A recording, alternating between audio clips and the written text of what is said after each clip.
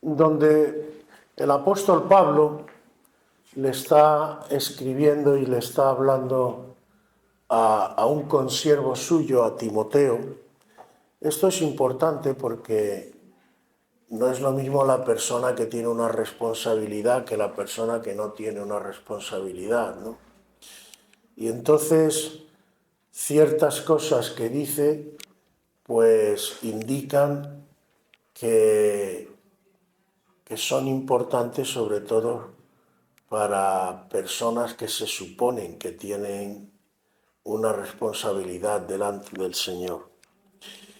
Y empieza diciéndole: como te rogué que te quedases en Éfeso cuando fui a Macedonia, para que mandases, ordenases a algunos que no enseñen diferente doctrina, ni presten atención a fábulas y genealogías interminables que acarrean disputas más bien que edificación de Dios, que es por fe. Así te encargo ahora.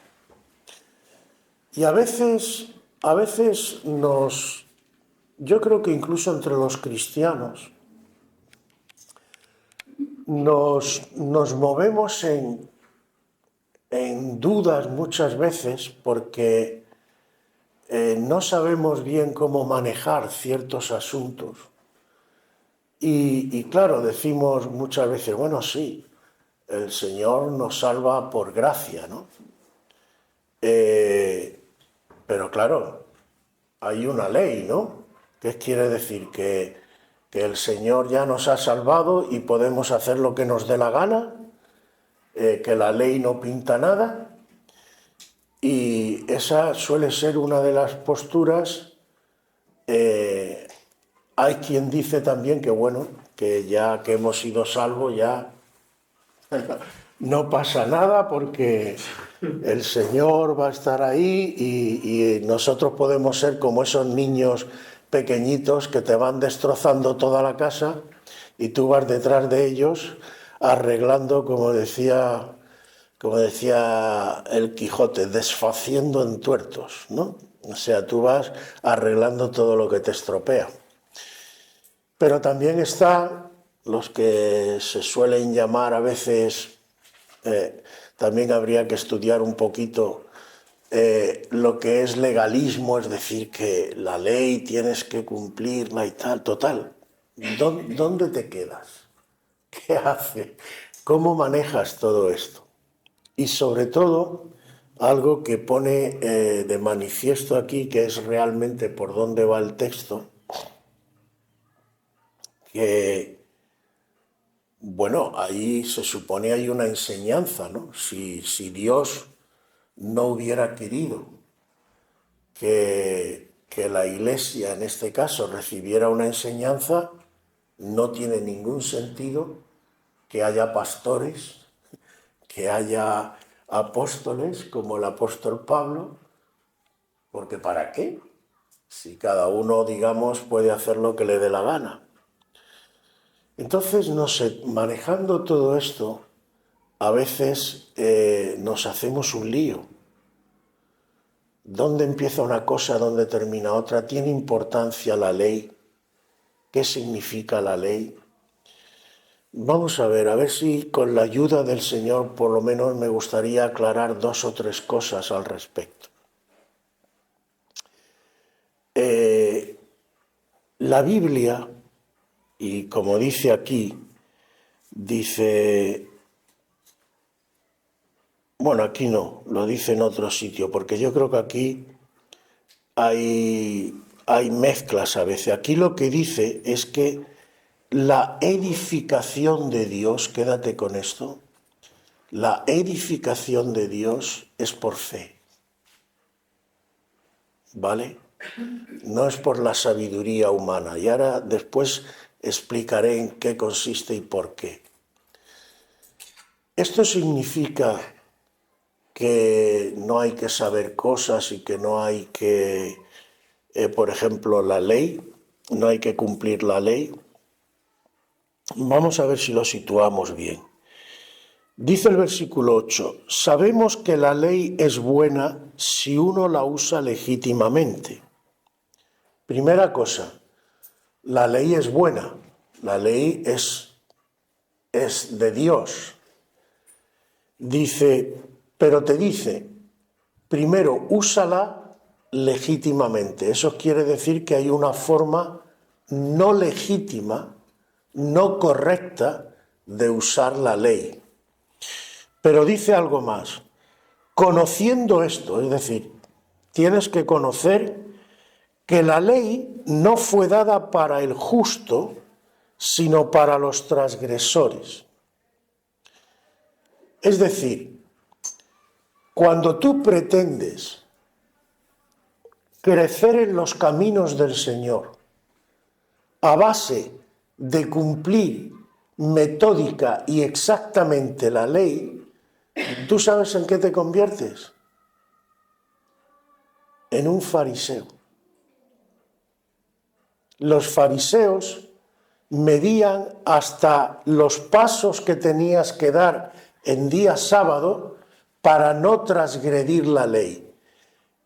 Dicho de otra manera, tú estás utilizando la ley para alcanzar un propósito. Y el Señor te dice, te vas a equivocar porque ese no es el propósito de la ley.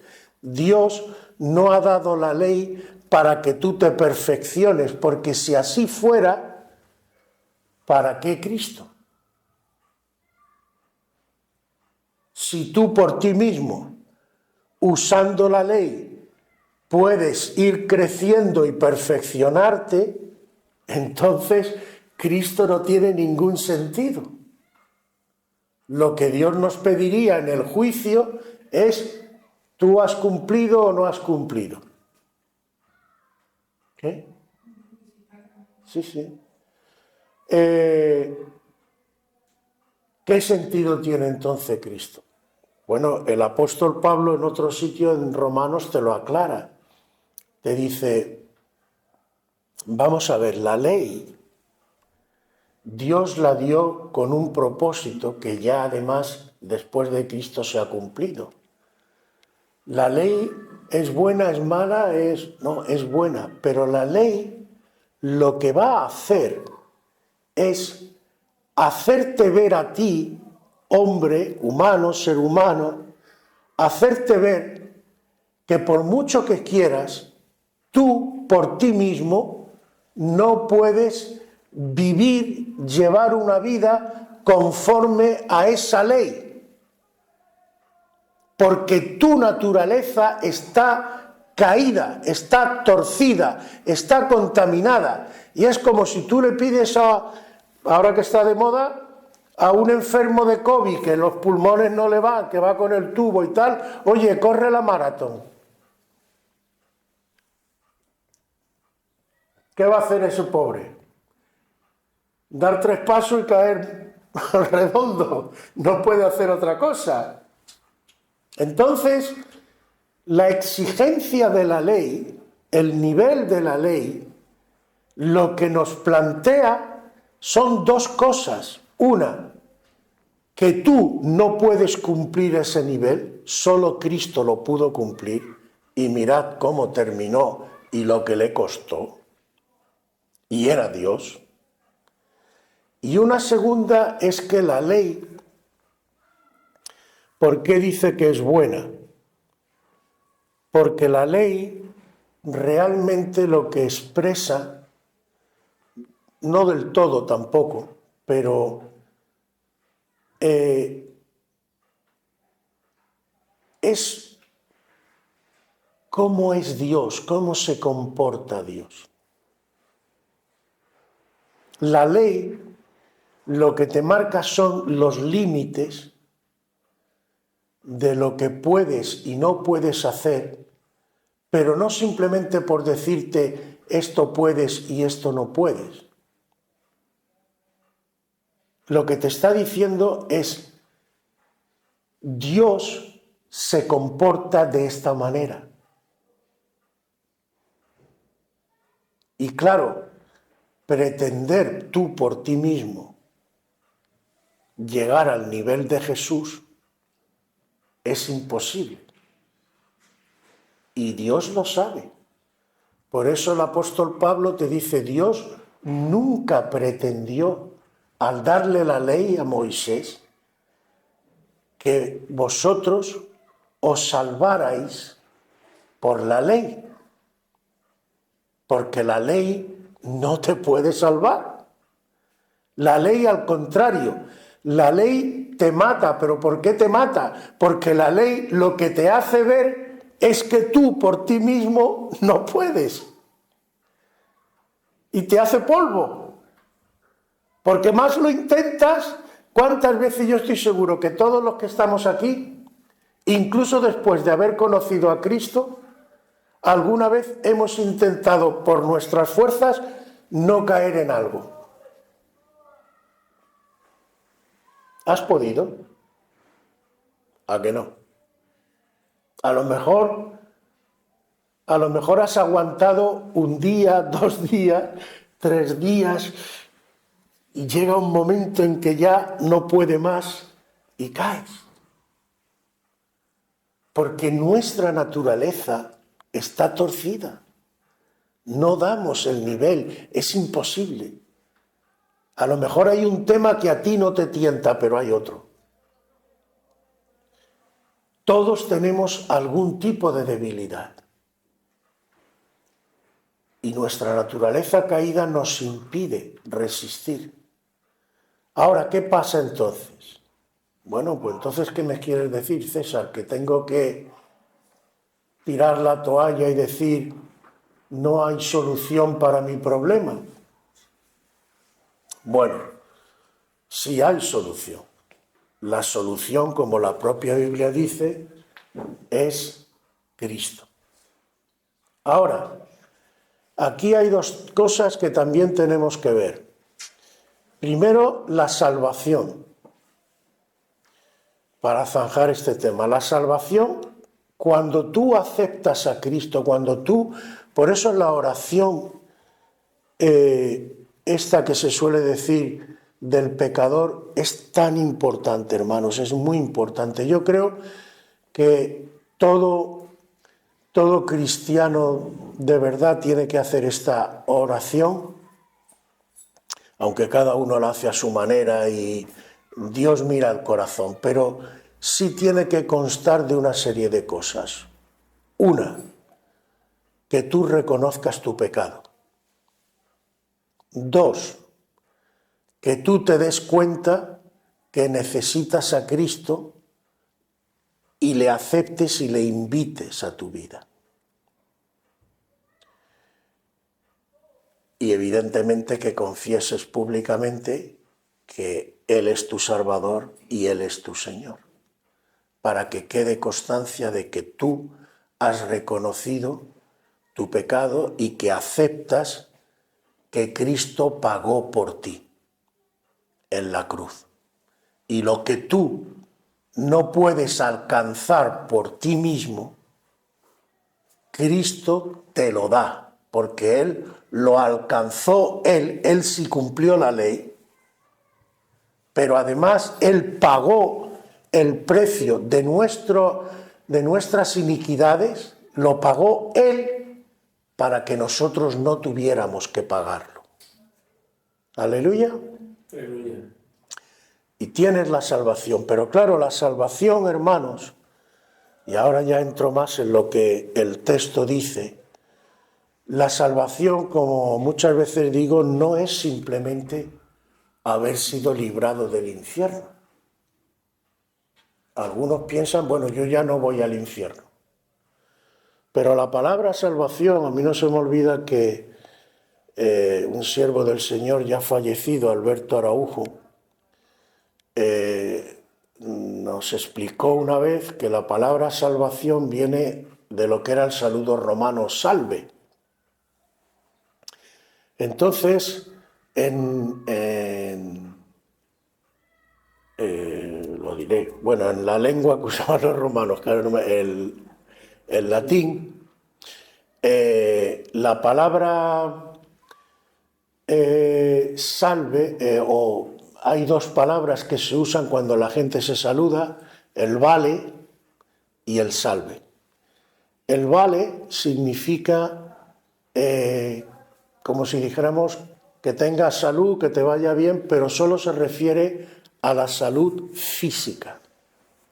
Es decir, que no tengas ningún tipo de enfermedad. Pero el salve se refiere a toda la salud de tu persona, espíritu, alma y cuerpo. Entonces, ¿qué quiero decir con esto? Que la palabra salvación no solamente implica no ir al infierno, implica hacer una obra de sanidad en tu persona. Y aquí es donde entra el tema importante. Cuando tú vienes al Señor y le aceptas, la propia Biblia dice que somos como un niño espiritual, como un bebé. Primero tenemos que tomar leche, igual que un bebé, después se nos dan ciertas viandas, la papilla, cosas así, y lo último es el filete. ¿Por qué? Porque tienes que ir creciendo y adaptándote. Entonces con el Señor pasa igual, que cuando tú vienes al Señor, tú tienes que empezar a conocer las cosas básicas del Evangelio. Lo que Dios ha hecho por ti, tal, la ley. Pero claro, Dios espera, porque Dios hace algo, que es que tú vayas creciendo espiritualmente. Entonces, ¿cómo se hace ese crecimiento? Y aquí entramos, de hecho, en el meollo de la cuestión.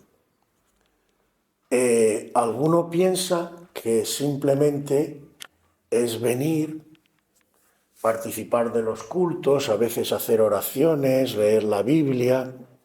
Bueno, ya está, he cumplido.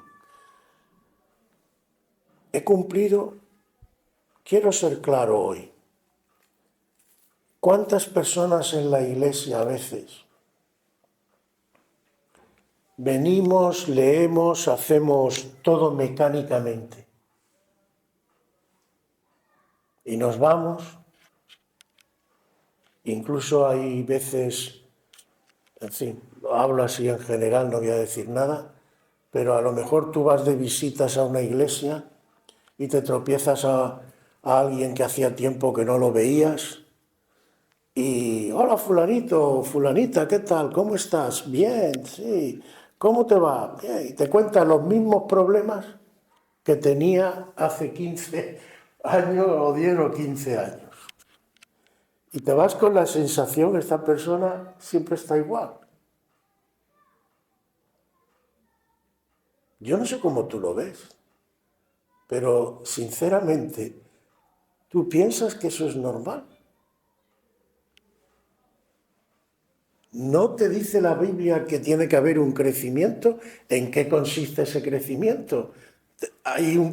¿Te influye en algo o no te influye? ¿O es que creces solamente en estatura o yo crezco en años y me voy doblando cada vez más?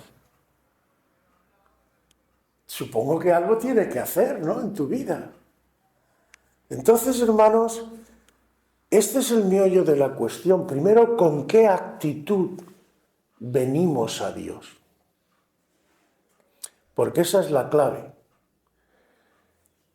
Porque aquí, fijaos lo que dice el apóstol Pablo a Timoteo, un consiervo. Y fijaos que esto es recién nacida la iglesia y ya están empezando a pasar cosas que hoy decimos, bueno, es que hoy hay mucha confusión y mucho tal. Fijaos que ya en aquella época dice,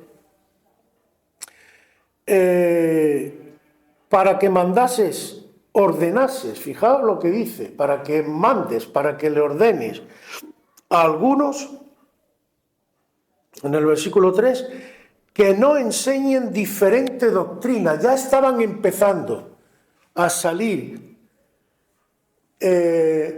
gente que estaban mezclando cosas. Aquí dice que no presten atención a las fábulas, a genealogías interminables, que dicen, eso es lo único que acarrea disputa. Es decir, normalmente nosotros, por la contaminación que traemos del mundo, pretendemos nosotros convencer a la gente. Y a veces intentamos y nos sacamos nuestras propias argumentaciones, nuestras propias... No, esto.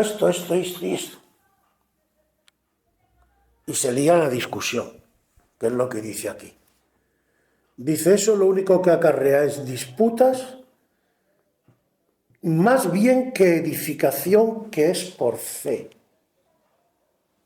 Es decir, cuando tú intentas por ti mismo argumentar y tal, y no sé cuánto, y convencer tú a la otra persona, se puede entablar ahí una especie de disputa, de discusión y de tal, donde al final, como decimos en español, sales con la cabeza caliente y los pies fríos. ¿Y esto qué quiere decir? Que no se pueda contrarrestar pareceres y que no se pueda hablar o enseñar doctrina. Sí. Sí que se puede también. Pero a ver si me sé explicar y me entendéis bien la diferencia. La edificación, ¿de qué viene? ¿Del contraste de nuestros pareceres? Si yo contrasto con todos vosotros mi opinión y vosotros contrastáis conmigo la vuestra, ¿eso es lo que nos va a edificar? No. Hemos cantado, por eso digo, a veces tenemos que meditar en lo que cantamos. Tu presencia es luz en mi vida. Y en el Evangelio de Juan dice, en él estaba la vida y la vida era la luz de los hombres. ¿Qué significa si yo aquí ahora apago todo y se queda completamente oscura? Yo no veo nada, ¿verdad? Pero el que yo no vea nada significa que no hay sillas, que no hay una columna, que no hay un piano y tal. Eso está ahí. Pero yo no lo veo. ¿Lo entendéis? Si yo no tengo a Cristo, no tengo luz. Y hay cosas que están, de hecho, cantamos un corito que está mal cantado, porque dice que la tierra será llena de la gloria del Señor, pero el texto bíblico no dice eso. ¿Se acuerda alguien de qué dice el texto bíblico? La tierra será llena del conocimiento de la gloria del Señor, porque la gloria ya está. La gloria del Señor ya está en su creación, pero no la vemos. Porque nuestra mente, nuestro conocimiento, la luz, no nos llega para ver todo. Entonces, hermanos, a ver si me explico bien. Dios ha dado una doctrina que la palabra la llama la sana doctrina, que está en su palabra. Eso es un marco en el que nos movemos. Pero discutir por discutir no nos sirve de nada. Es más, ni yo mismo, ¿cuántas veces a ti tú te crees una cosa? Por ejemplo, vamos a poner un ejemplo para que me entendáis por dónde voy. ¿Qué sé yo? Tú estás firmemente convencido, por ejemplo, de que si no cumples toda la ley, tú estás perdido, por ejemplo. Pongamos por caso. Y tú estás convencido. Y como estás convencido, seamos claros, a ver quién es el guapo o la guapa que te baja del burro. No lo van a lograr. Si tú te cierras en tus pensamientos, Tú te mantienes y te mantienes. ¿Cómo podría o quién podría mejor hacerte ver que tú estás en un error, por ejemplo? Ninguna otra persona, solo Dios. Y normalmente, no digo en todos los casos, normalmente, ¿cómo tú empiezas a darte cuenta de que estás en un error?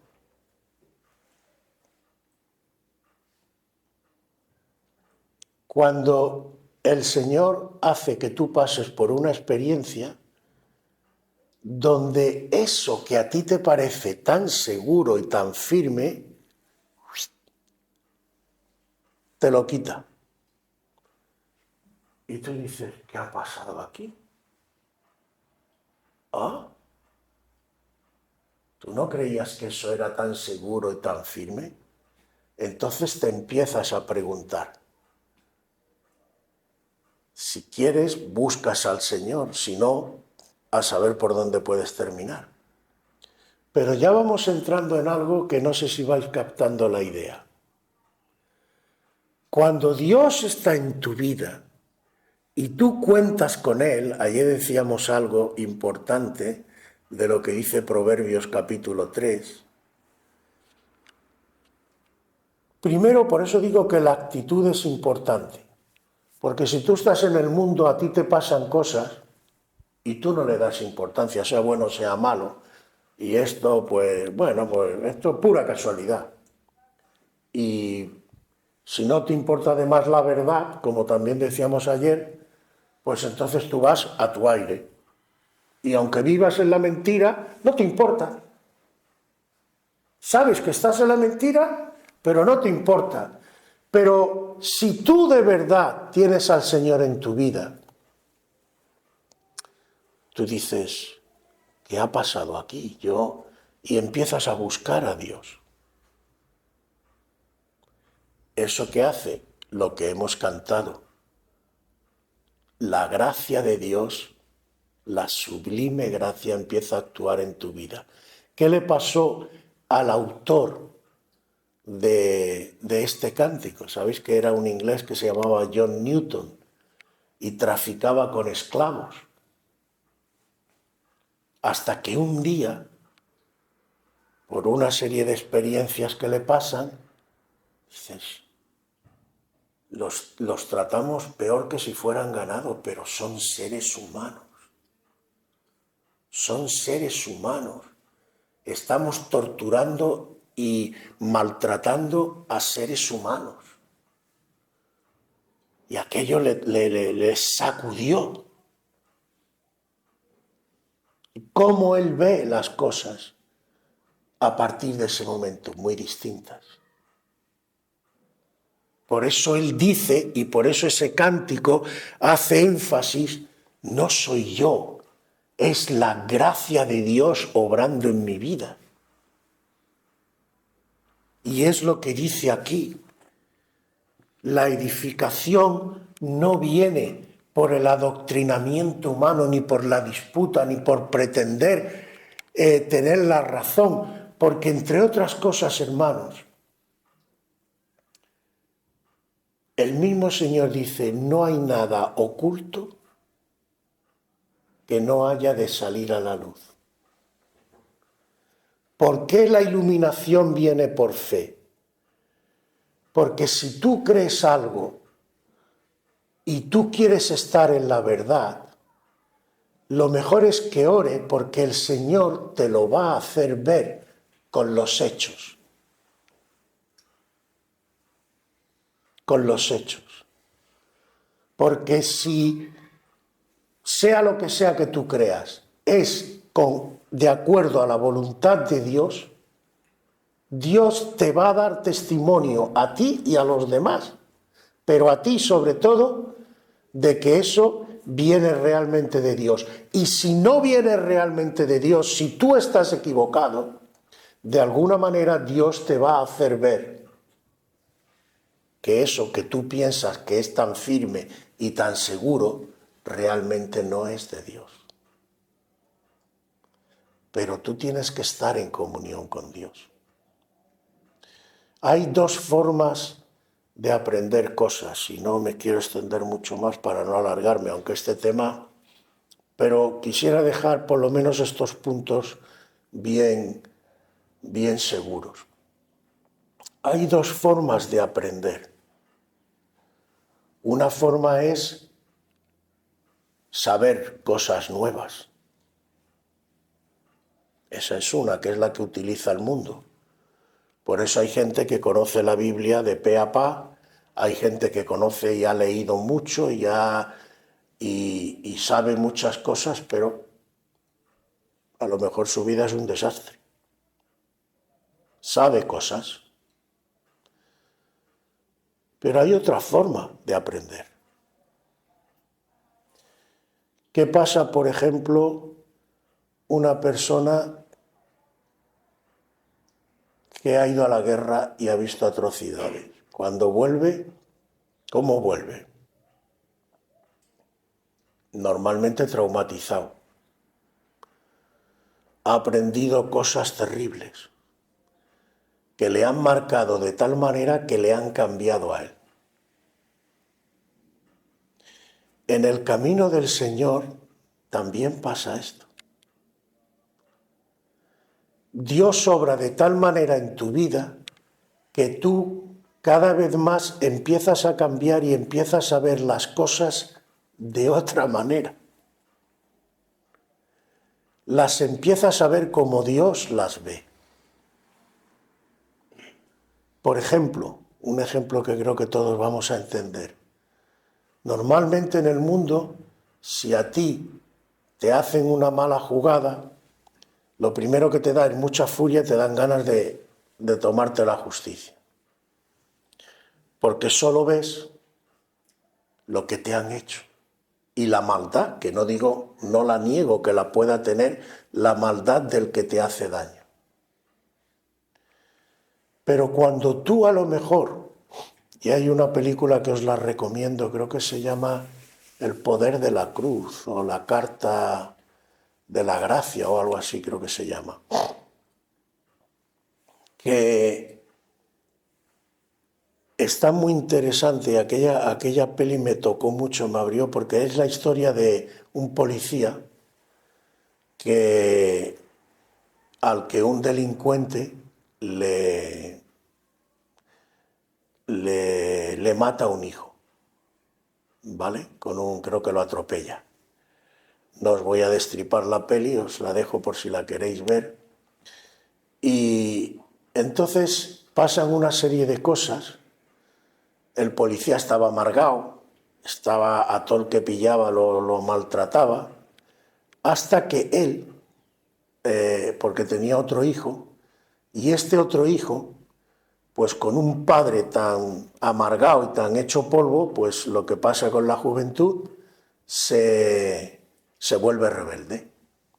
Se junta con malas amistades y entonces en un almacén, si no recuerdo mal, le dan un aviso a la policía por la noche y él va, total, en definitiva, ahí pasan una serie de cosas.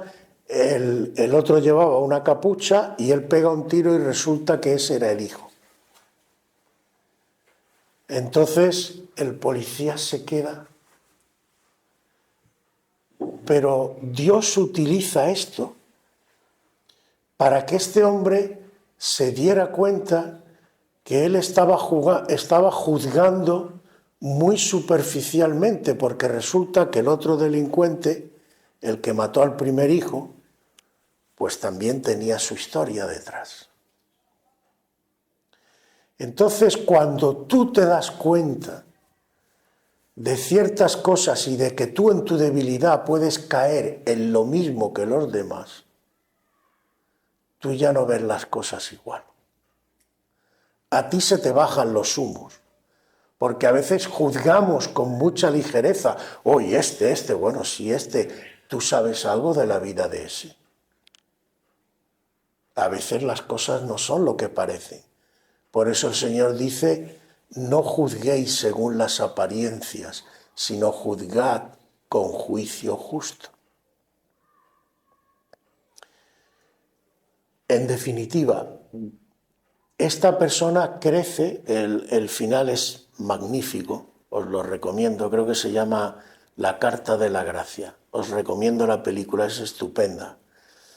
Y este hombre crece, ¿por qué? Porque ha adquirido conocimiento no por saber más, sino porque la experiencia le ha cambiado. ¿Sí? Buenos días. Si quieres pasar, estamos en el culto. ¿Qué venías por...? Como quieras, siéntete. Entonces, este hombre se da cuenta, y como os decía antes, el crecimiento no viene simplemente por saber más cosas. Viene por una experiencia personal con el Espíritu Santo, con Dios, que obra en tu vida de forma que te cambia a ti. Y veis cómo toda la palabra concuerda perfectamente. Lo que pasa es que hay que coger los textos vistos desde el punto de vista de Dios. Lo que os decía antes, por ejemplo, del conocimiento de la gloria de Dios, que ese cántico no está exacto, porque dice la tierra será llena de la gloria. No, la gloria ya está. El texto dice del conocimiento. Porque Dios, el problema es que al propio Dios muchas veces le juzgamos mal. Primero le juzgamos que no tendríamos que juzgarle. La típica frase que todo el mundo que no ha tenido una verdadera experiencia con Dios dice: si Dios fuera misericordioso y fuera real, ¿por qué hay tanto mal en el mundo? En el fondo demuestran que no tienen ni idea. Dios, que cumple toda la palabra, por ejemplo, el que ignora la fidelidad de Dios, se extraña de ciertas cosas, pero es falta de conocimiento. No es que Dios quiera el mal, pero a ver, ¿somos libres de verdad o no lo somos? Lo que pasa es que queremos ser libres, pero no responsables de nuestros actos. Amigo, por eso tiene que haber un juicio, y Dios nos va a llamar a juicio para decirnos: yo te he dado una libertad, ¿qué has hecho con ella? ¿Qué has hecho con ella? Podías haberla usado para bien o para mal. Pero mientras, Dios respeta nuestra libertad. Y Dios nos ha dicho cómo tenemos que comportarnos, aquí está su palabra, para que las cosas nos vayan bien. Ahora, ¿hacemos caso o no hacemos caso? Ahora, a Dios lo juzgamos, Dios... ¿Qué chasco nos vamos a llevar más de uno cuando estemos delante de la presencia de Dios? A Él no se le escapa ni esto. Pero cuando tú entras a tener relación de verdad con Dios, y la gracia de Dios, el poder de Dios, el Espíritu Santo de Dios empieza a obrar en tu vida, tú vas a ver muchas cosas de forma diferente. Y Dios va a empezar a obrar. Pero no es por nuestras discusiones, hermano. Es por la gracia de Dios. Lo que pasa, y con esto termino, hay quien intenta imitar la gracia de Dios y hay quien aparenta mucho, el típico que viene a la iglesia, se da golpes de pecho, parece muy santo, sale por la puerta y el tío es más canalla que...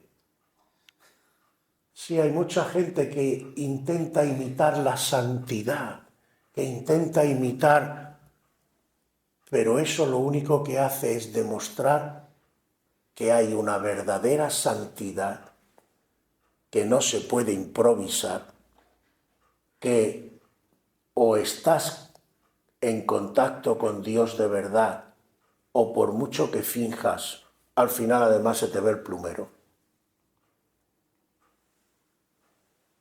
Pero el que se finja algo no significa que no haya una auténtica bendición y gracia de Dios en tu vida si tú le buscas de verdad. Por eso el Señor también dice que muchos son los llamados, pero pocos los escogidos. Es decir, a Dios no lo va a engañar nadie. El que tú vengas a la iglesia, eso a mí no me dice nada. El tema es cómo está tu corazón. Si tú vienes y estás contando moscas y te vas, y como digo, por mucho golpe de pecho que aquí te des, cuando sales por la puerta, por ejemplo, coges a tu mujer y la calientas bien, pues oye, ya puedes pegarte todos los golpes de pecho que quieras. A Dios no lo engaña nadie. Ahora, yo os lo digo a las claras. Desafío a cualquiera. A cualquiera. Vete en serio con Dios y trátale en serio y verás lo que pasa. Esa es la clave. Si tú te tomas a Dios a la ligera, no esperes nada. Pero si tú te lo tomas en serio, es imposible que no pase nada en tu vida. Imposible. Si tú le buscas de verdad, Dios te da respuesta. Y te da respuesta para todo. A su tiempo, pero para todo. Y la edificación viene por ahí, hermano. No hay edificación sin Cristo. No hay edificación sin cambio. No hay edificación sin luz. Porque no vemos. Y la luz es Cristo. Amén.